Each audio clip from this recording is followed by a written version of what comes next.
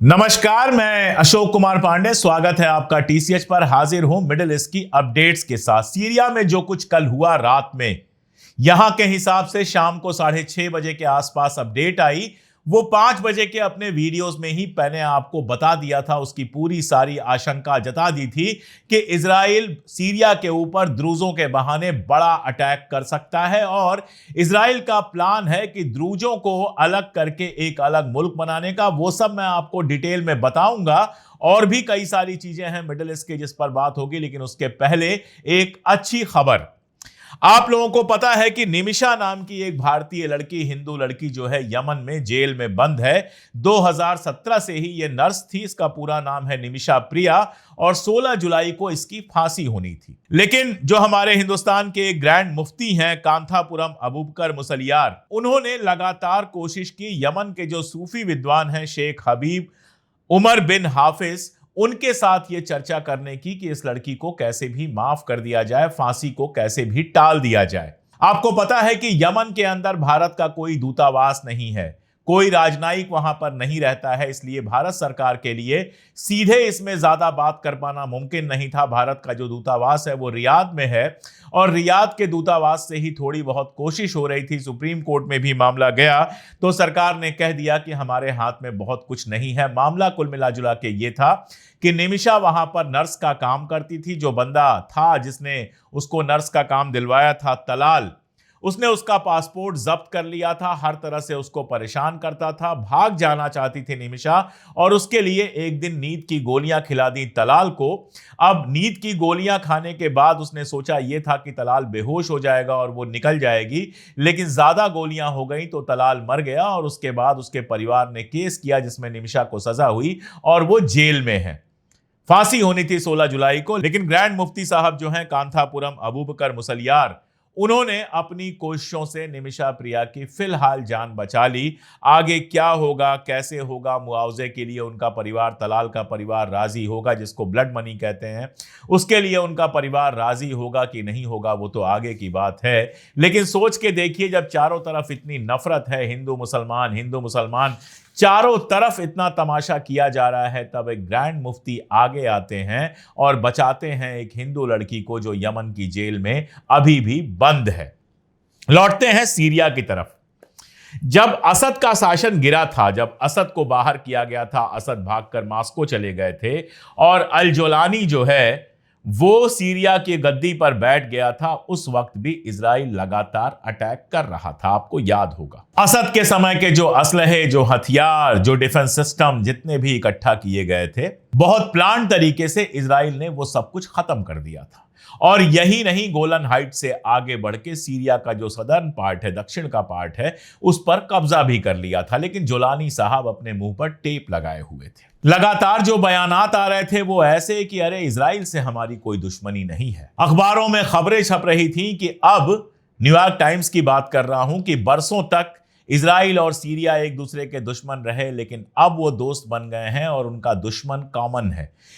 ये दुश्मन कौन था बताने की जरूरत नहीं है। ईरान उनके हिसाब से अब सीरिया और इजराइल दोनों का दुश्मन बन गया था। सीरिया के अंदर शिया लोगों के साथ अत्याचार शुरू हुए, अलवाइट्स के साथ हुए, क्रिश्चियंस के साथ अत्याचार हुए। क्रिश्चियंस के कई सारे वीडियोज आए जिनमें उनको मारा गया। शिया जो मसाजिद हैं उनके अंदर हमला किया गया। ये सारा नाटक वेस्ट आराम से बैठ के देख रहा था। वेस्ट को, या साफ कहें अमेरिका को, इस बात से कोई फर्क नहीं पड़ रहा था कि सीरिया के क्रिश्चियन मारे जाएं या सीरिया में शिया मारे जाएं या सीरिया में अलवाइट्स मारे जाएं या सीरिया में द्रूज मारे जाएं। उनका आदमी जोलानी गद्दी पे बैठ गया था। जोलानी ईरान के खिलाफ लगातार उनकी मदद कर रहा था।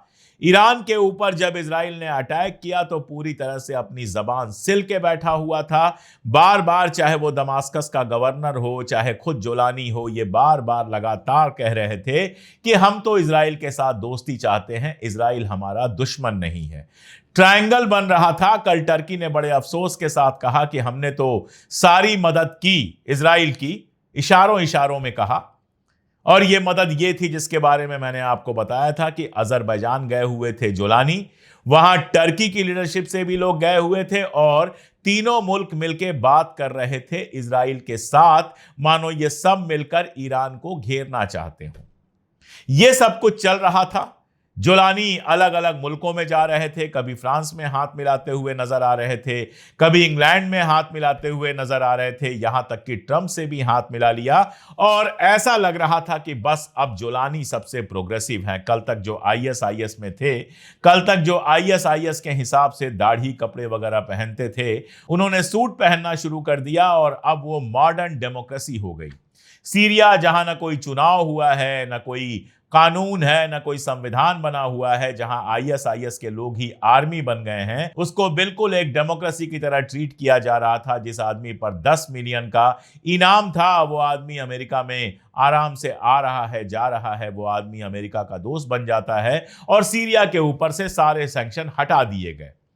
जोलानी को यह लग रहा था कि बस अब मैं सीरिया का शहंशाह हो गया और अमेरिका ने हाथ मिला लिया तो अब मेरा कुछ नहीं होगा। जरा सा बहाना मिला ड्रूज का, जो ड्रूज वहां पे हैं, जिनके बारे में कल मैंने बताया था कि वो मुस्लिम ही हैं। इजिप्ट में उनका बेस है, हालांकि इजिप्ट में अब ड्रूज नहीं पाए जाते हैं। जो ड्रूज हैं वो या तो सीरिया में हैं या सीरिया से ही वो चले गए थे, सीरिया से काफी ड्रूज चले गए थे इजराइल के अंदर, तो इजराइल में भी ड्रूज हैं और लेबनान में भी ड्रूज हैं।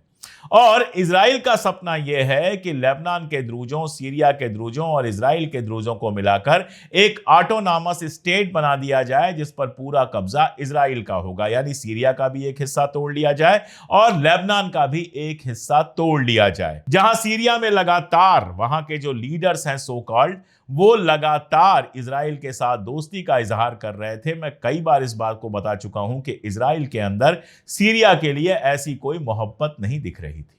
वो सिर्फ चाहते थे कि सीरिया में ईरान का जो असर है वो खत्म हो जाए, रशिया का जो असर है वो खत्म हो जाए, ताकि हिजबुल्लाह के लिए दिक्कतें हों, हिजबुल्लाह के लिए जो रूट है वो बंद हो जाए। जोलानी साहब ने बिल्कुल हुक्म निभाया, हुक्म माना, झंडा बरदार बने, अलम बरदार बने इजराइल के, और ईरान से दुश्मनी ली, हिजबुल्लाह से दुश्मनी ली। अभी लेबनान में भी सीरिया के कुछ लोग गिरफ्तार हुए हैं, जिनके बारे में यह कहा जा रहा है कि वो लोग लेबनान के अंदर तोड़फोड़ करना चाहते थे। लेबनान के ऊपर अटैक अगला होगा, यह बात मैं बहुत साफ कह रहा हूं। कब होगा, कैसे होगा, यह देखने वाली बात है। और उसमें सीरिया अभी तक तो रोल प्ले कर रहा था, अब आगे क्या करेगा यह देखने वाला मामला होगा। अभी तक तो प्लानिंग यही थी कि सीरिया, टर्की और अजरबैजान की सहायता से लेबनान पे अटैक किया जाए और लेबनान को टुकड़ों में बांट दिया जाए, हिजबुल्लाह को खत्म कर दिया जाए। प्लान यही था। अब वो प्लान क्या हुआ, कहां तक जाता है, हम नहीं जानते। तो जोलानी साहब का स्वाइदा वाली घटना के बारे में मैं 2-3 दिन से बात कर रहा था। मुझे वो घटना इंपॉर्टेंट लगी थी क्योंकि वहां द्रूजों और अरबों क्या कहिए आईएसआईएस के लोगों, द्रूज भी अरब ही हैं, बाहर के नहीं हैं, तो द्रूजों और आईएसआईएस के लोगों के बीच में संघर्ष चल रहा था। लगातार दंगे जैसी स्थिति आ रही थी, कई बार सीज फायर जैसा मामला बना और देखते देखते इजराइल ने उसका फायदा उठाकर कल शाम को दमास्कस के ऊपर जो हमला किया है वो जोलानी साहब के कानों में बहुत जोर से गूंज रहा होगा। खबर यहां तक आई थी कि जोलानी को दमास्कस से बाहर निकालने की बात कर रहा था टर्की, कि किसी सेफ प्लेस पे पहुंचाया जाए, उसको मारा भी जा सकता है। और यह खबर इतनी ज्यादा बेसलेस नहीं है क्योंकि इजराइल का एक मिनिस्टर, जो डायस्पोरा मिनिस्टर है, उसने साफ कहा था कि अहमद अल शारा उर्फ जोलानी की हत्या कर देनी चाहिए, उसको हमेशा के लिए खत्म कर देना चाहिए। यह एक सबक उन अरब मुल्कों के लिए भी है जिनको लगता है कि वो इजराइल के दोस्त हो सकते हैं और इजराइल उनका दोस्त हो सकता है। उनको भी शायद यह सबक मिले कि इजराइल सिर्फ अरब मुल्कों का इस्तेमाल करना चाहता है एक दूसरे के खिलाफ, ताकि सभी कमजोर हो जाएं, ताकि सभी आपस में लड़ते रहें और इजराइल अपने ग्रेटर इजराइल का सपना पूरा कर सके, जिसमें सऊदी अरबिया की भी जमीन है, जॉर्डन की भी जमीन है, सीरिया की भी जमीन है, लेबनान की भी जमीन है। इन सबको मिलाकर वो ग्रेटर इजराइल बना सके। इसीलिए शतरंज के दांव खेलता रहता है। जोलानी को लगता रहा कि इजराइल तो हमारे साथ है, और अचानक जब अटैक हुआ, जब बिल्डिंग्स पे अटैक हुआ, विस्फोट हुए, तो अब वो कह रहे हैं कि इजराइल सीरिया के अंदर केयास और डिस्ट्रक्शन क्रिएट करना चाहता है, अफरा तफरी क्रिएट करना चाहता है, तबाही और बर्बादी लाना चाहता है। सीरिया में तबाही, बर्बादी, अफरा तफरी तो आप लेके आए हैं मिस्टर जोलानी। आप टर्की और इजराइल और अमेरिका की सहायता से सीरिया के अंदर ये सारा कुछ लेके आए हैं, और जब से कुर्सी पर बैठे हैं सीरिया में लगातार यही सब चल रहा है।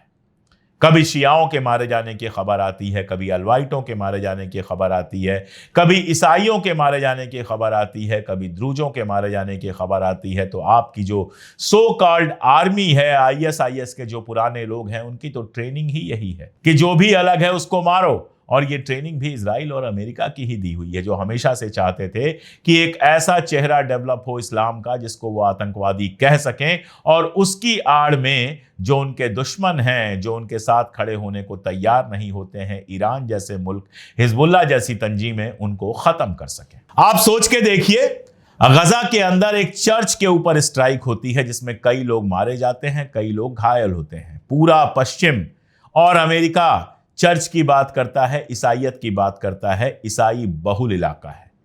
लेकिन जब चर्च के ऊपर हमला करता है इजराइल, तो सारे खामोश रहते हैं, इनको कोई फर्क नहीं पड़ता, क्योंकि इजराइल इनके लिए एक ऐसी जगह है जो लूट उनके लिए बिल्कुल मुमकिन करता है। पश्चिम एशिया में, मिडिल ईस्ट में इजराइल उनका अड्डा है, और इसीलिए इजराइल अब इतना बड़ा हो गया है कि कल खबर आ रही थी, बराक डेविड लिख रहे थे, एक्सियोस वाले लगातार ये लिख रहे थे कि अमेरिका ने मना किया है हमला मत करो, लेकिन अमेरिका के कहने के बावजूद इजराइल ने हमला किया। अब इस बात को कौन मान लेगा? सब जानते हैं, ईरान के मामले में भी यही चल रहा था कि अमेरिका तो मना कर रहा है लेकिन इजराइल ने हमला कर दिया। हकीकत यह है कि यह सारी प्लानिंग इजराइल और अमेरिका की मिली जुली है। जब अमेरिका से लौट के आया था नेतन्याहू, तभी मैंने कहा था, और मैंने क्या, लगभग हर उस आदमी ने कहा था जो मिडिल ईस्ट को कायदे से समझता है, कि कुछ नया होने वाला है। कोर्ट में केस चल रहा है, हरेदी पार्टी समर्थन वापस ले रही है, गजा में प्रेशर लगातार बन रहा है कि सीज फायर किया जाए। आज भी टाइम्स ऑफ इजराइल की खबर है कि गजा में जल्दी सीज फायर होने की उम्मीद है, और गजा में सीज फायर अगर हो गया तो इस्मारिक जैसे लोग और बाकी जो उसके कट्टरपंथी समर्थक हैं, वो समर्थन वापस लेने को तैयार हैं। सरकार खतरे में है, तो इस समय सबसे जरूरी यह है कि कोई ना कोई जंग चलती रहनी चाहिए। तो अब कहा जा रहा है कि इजराइल की सेना सीरिया में लंबी जंग लड़ने को तैयार है। जुलानी सबसे बड़ा सबक है, यह समझना चाहिए कि आप अगर इजराइल और अमेरिका के कहने पर काम करेंगे तो आपकी कुर्सी भी कभी भी खींच ली जाएगी, कभी भी आपका तख्त आपके नीचे से खींच लिया जाएगा और आप जमीन पर नजर आएंगे। यकीन जानिए कि अगर इजराइल सीरिया पर हमला करता है तो जोलानी सीरिया को नहीं बचा पाएंगे, बहुत कम दिनों की लड़ाई में पूरी तरह से खत्म हो जाएंगे। ये ईरान नहीं है जो 12 रोजा लड़ाई में इजराइल को झुकने और सीज फायर के लिए मजबूर कर दे। असद के टाइम में एयर डिफेंस सिस्टम था, बाकी सारी चीजें थी, हिजबुल्लाह का सपोर्ट था, इधर से ईरान का सपोर्ट था, इसीलिए सीरिया सेफ रह सका। अब जोलानी आ गए हैं, बहुत जल्दी सीरिया एक मुल्क के रूप में खत्म हो सकता है। एक हिस्सा टर्की ले जाएगा, एक हिस्सा इजराइल ले जाएगा, और जब ये लूटपाट मचेगी तो ईरान शांत रहेगा, ये नहीं कहा जा सकता। शियाओं को बचाने के नाम पर ईरान भी आ सकता है, और फिर जो होगा उसकी कल्पना आप बड़े आराम से कर सकते हैं। ईरान अपनी समस्याओं से जूझ जरूर रहा है, लेकिन ईरान कमजोर नहीं हुआ है। अभी कल की खबर है कि वहां के तेल को लेकर, वहां का तेल सबको चाहिए, सैंक्शन भी लगाएंगे लेकिन तेल भी चाहिए, तो करते क्या है, ईरान में तेल बहुत सस्ता है तो वहां से स्मगलिंग की कोशिश होती है। ऐसा ही एक विदेशी जहाज ओमान की खाड़ी में ईरान का तेल लेकर जा रहा था, उसकी जांच हुई, ईरान ने उसको गिरफ्तार किया, जहाज को अपने हवाले किया और सारा तेल जो है वो ईरान ने जब्त कर लिया। आप समझ सकते हैं कि ईरान से चोरी करने, ईरान के अंदर स्पाई करने की कितनी सारी कोशिशें लगातार हो रही हैं। और कल जब हमला किया इजराइल ने सीरिया के ऊपर, उसका पूरा फायदा अगर किसी ने उठाया तो वह यमन के हूथियों ने उठाया।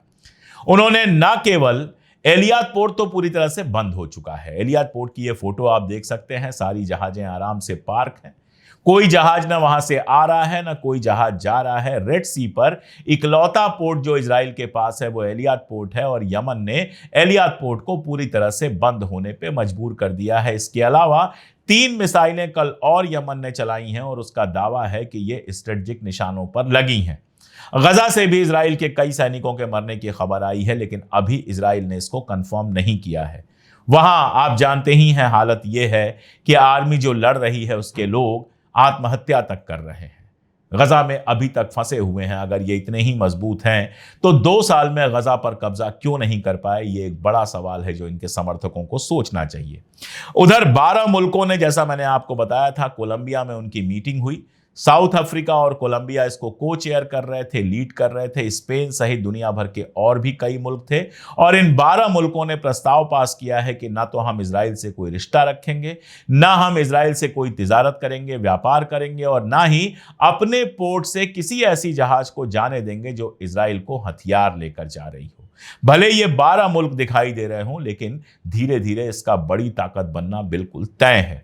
इसके अलावा फ्रांस की जो समिट होनी थी, फ्रांस और सऊदी अरबिया की, जिस समिट में फलस्तीन के आजादी का प्रस्ताव पास होना था, पहले खबर आई थी कि अगस्त के एंड में होगा, लेकिन अब खबर आ रही है कि सितंबर में होगा। अभी तक होने की प्लानिंग है। यही अपने आप में बड़ी बात है, क्योंकि अमेरिका लगातार धमका रहा है कि यह समिट ना हो। तो अभी मिडिल ईस्ट की जो कंडीशन है वो ये है कि सीरिया के ऊपर दोबारा अटैक कभी भी हो सकता है। स्वायदा जहां ये सारा बवाल चल रहा था, यहां से अपनी फोर्स हटा ली है सीरिया ने। द्रूज लीडर जो इजराइल के समर्थक हैं वो तो खुश हो रहे हैं, लेकिन जो हालात को समझ रहे हैं, जैसे लेबनान में जो सीनियर द्रूज लीडर हैं जमलैट, उनका बयान आया है कि द्रूजों के बहाने इजराइल जो है वो जमीन पर कब्जा करना चाहता है सीरिया की, लेबनान की। द्रूजों से उसका कोई लेना देना नहीं है। आप सोचिए, इजराइल कह रहा है कि हम जनसंहार रोकने के लिए, जेनोसाइड रोकने के लिए सीरिया में जा रहे हैं, जो खुद जेनोसाइड कर रहा है गजा के अंदर। आईसीसी से इन लोगों के लिए अरेस्ट वारंट जारी हुआ था, उसके खिलाफ फिर से एक बार आईसीसी में गए थे। आईसीसी के जजों को डराने धमकाने से लेकर हर तरह की कोशिश हुई, लेकिन आईसीसी के जजेज ने, जो आईसीसी है उसकी जूरी ने, किसी भी तरह से इनका जो अरेस्ट वारंट है उसको वापस लेने से इनकार कर दिया है।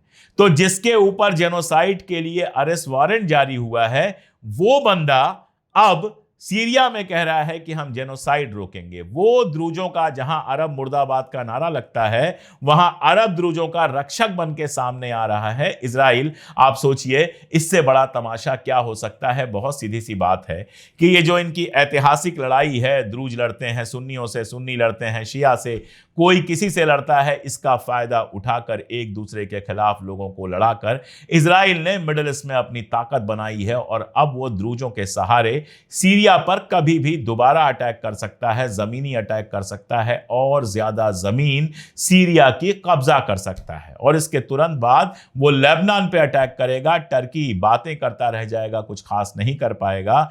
टर्की का सपना यह था कि सीरिया में ऐसी गवर्नमेंट हो जो हमारे हाथ के नीचे हो। इजराइल कभी यह होने नहीं देगा, इसलिए आने वाला वक्त बहुत ज्यादा खून खराबे से भरा रहेगा। जुलानी का फ्यूचर क्या होगा कोई नहीं जानता है। जब जो जैसे होगा मैं अपडेट करता रहूंगा। आप भी जुड़े रहिए हमारे साथ, वीडियोस को शेयर करते रहिए, दूर तक पहुंचाइए, हमारी ताकत बनिए। आप जब तक हमारी ताकत हैं, हम लगातार सच कहते रहेंगे। आज के लिए इतना ही, बहुत शुक्रिया।